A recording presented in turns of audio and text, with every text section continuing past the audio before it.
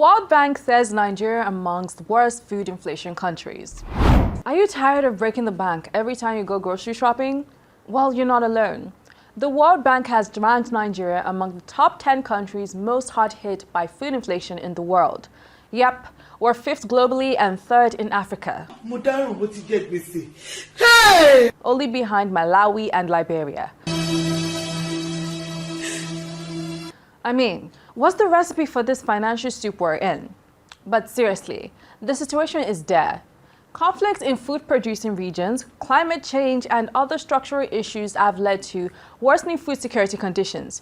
In fact, the number of food-insecure people in Nigeria increased by 28% between August 2023 and September 2024. That's about 25 million Nigerians at risk of facing hunger. The FAO reports that 32% of Nigerians are hungry. That's about 16% of our population. That's a lot of empty plates. So, what's the solution? Before we analyze, kindly hit the subscribe button to tag along. We need to revamp our economy to boost food production and reduce inflation. But how? Increase support for farmers. Provide incentives, training, and resources to help farmers increase production and reduce post-harvest losses. Improve food distribution. Invest in logistics and infrastructure to get food from farms to tables more efficiently. Promote climate-resilient agriculture.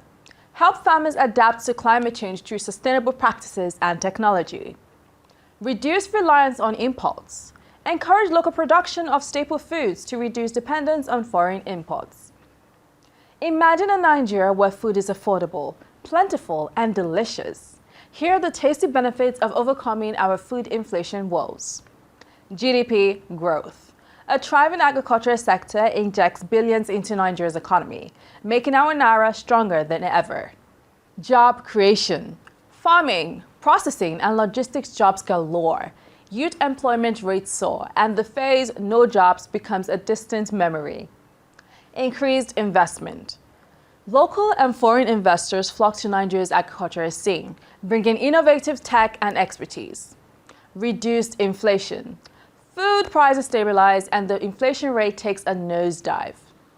Improved governance. Effective agricultural policies and programs earn politicians' accolades, not criticism. Increase food security.